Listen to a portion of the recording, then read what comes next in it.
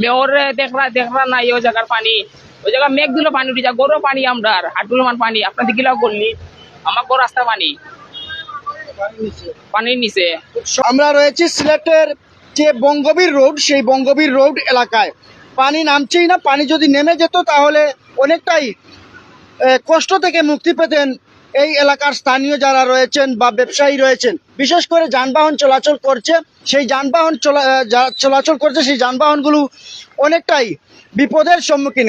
গর্ত রয়েছে, গাঁতগাড়া যেগুলো রয়েছে সেগুলোতে অনেক সময় গাড়িগুলো বন্ধ হয়ে যাচ্ছে বা পানি লেগে, ইঞ্জিনে পানি লেগে যানবাহনগুলো বন্ধ হয়ে যাচ্ছে। গত মাসের যে বৃষ্টিপাত হয়েছিল, গত মাসের শেষের দিক থেকে সেই বৃষ্টিপাত বৃদ্ধি পেয়েছিল এবং বৃদ্ধি পাওয়ার সাথে সাথে আমরা সিলেটের বেশ কয়েকটি উপজেলা, প্রথম দিকে যে 4-5টি উপজেলা, তারপর প্রায় 10টি উপজেলা বন্যার পানিতে প্লাবিত হয়েছিল। সেই প্লাবিত হওয়ার পর আমরা দেখেছি সিলেটের নগরীর ভিতরে প্রায় 42টি ওয়ার্ডের মধ্যে 32টি ওয়ার্ডই পানির নিচে চলে গিয়েছিল। তারপর সেখানে আমরা দেখেছি সিলেট সিটি কর্পোরেশন কর্তৃক তারা যে পদক্ষেপ নিয়েছিলেন, ড্রেন পরিষ্কার করার কাজ, সেগুলো হাতে নিয়েছিলেন। তারপর পানিগুলো নেমে গিয়েছিল এবং সুরমা কুশিয়ারার পানি অনেক সময় দেখেছি আমরা বিপদসীমার উপর দিয়ে প্রবাহিত হচ্ছে। এই মুহূর্তে যেটি আমরা দেখছি সেটি আমরা বন্যা বলবো না, এটি হচ্ছে জলাবদ্ধতা। তবে এই জলাবদ্ধতা আমরা জেনে থাকি যে খুব স্বল্প সময়ের জন্য হয়ে থাকে এবং সেই পানিটুকু জমে থাকে, সেই পানিটুকু নেমে যায়, কিন্তু এখানকার পানি নামছেই না।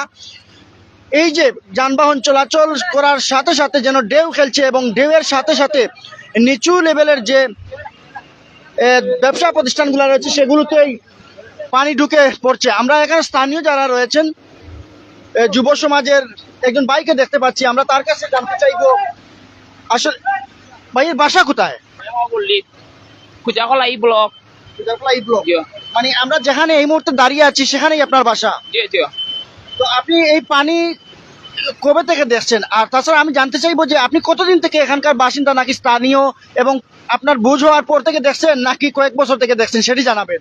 আমি আমার জন্ম সিলেট, আমার ডিস্ট্রিক্টের পায়রা ডিস্ট্রিক্ট, আর আমার এমন প্রতি বছর মেঘ দিলে না পানি জমি যায়, বললি তো মেঘ দিলে পানি উঠে যায়, বৃষ্টি দিলে পানি উঠে যায়, পানি যাওয়ার রাস্তা নাই।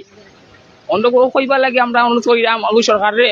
সকালে যখন বৃষ্টি হয়েছিল তখন পানি কি পরিমাণ ছিল? এই পরিমাণ নাকি আরো বেশি? পানি মানে একটা বেশি আসতো, আমরা স্ল্যাবের উপরে আসতো পানি, কমছে এখন আরো কম, বা মেঘ দিলে পারি যাবা, মেঘ দিলে করে পানি উঠে যায়। এইটা সমাধানের জন্য কি রকম চাচ্ছেন, কি পদক্ষেপ চাচ্ছেন? আমরা রাস্তা হইলে ঠিক হয়ে যাব কি, আর রাস্তার ড্রেন থোড়া বাকি রয়েছে, ড্রেনের কাম চললে, কাম থোড়া বাকি রয়েছে, কাম হইলে হয়ে যাব কি। আগের টার্মে সিলেট সিটি কর্পোরেশনের সাবেক মেয়র আরিফুল হক চৌধুরী ও ছিলেন, প্রায় 10 বছর ছিলেন। সেই সময়ে আমরা দেখেছি এখানকার জলাবদ্ধতা। তবে সময়ে সময়ে মেয়র পরিবর্তন হলেও, কর্মকর্তা সংশ্লিষ্ট কর্তৃপক্ষ তারা পরিবর্তন হচ্ছে না এই অঞ্চলের মানুষের দুর্ভোগ। সেই দুর্ভোগে রয়েছেন তারা গলি, সেই গলিতে প্রচুর পরিমাণে পানি ঢুকেছিল, কিছুটা অংশ শুকনো দেখা যাচ্ছে, তবে এর পরই আবারও রয়েছে পানির নিচে। এবং একজন ভাই জানিয়েছিলেন তাদের বাসা বাড়িতে পানি ঢুকেছে এবং গলিটি পানির নিচে রয়েছে। আরো বেশি যানবাহন চলছে কিন্তু খুব কষ্ট হয়েছে, গাড়ি বন্ধ হয়েছে, স্টার্ট বন্ধ হয়েছে পানির মাঝে। বেশিরভাগ সিএনজি, অনেকে বিকল্পের বাইপাসে দিয়ে গেছে, মানে অবস্থা। এইবার নসিবাড়ির দিকে গেলে ইনো আবার পানি আছে, আবার আপনি যদি যাইন রেলগেটের ইনো পানি আছে, সব দিকে পানির অবস্থা। এটা তো বন্যা পরিস্থিতি না, এটা তো আমরা দেখলাম যে জলাবদ্ধতা, এবং বেশ কয়েক বছর থেকে এই জলাবদ্ধতা সৃষ্টি হয়েছে। সবে ধারণা করার জলাবদ্ধতা থেকে, কারণ সুরমার পানি আজকে একটু কমছে, ওই হিসাবে ধারণা করার যে মানুষের জলাবদ্ধতার কিছু সমস্যা আছে।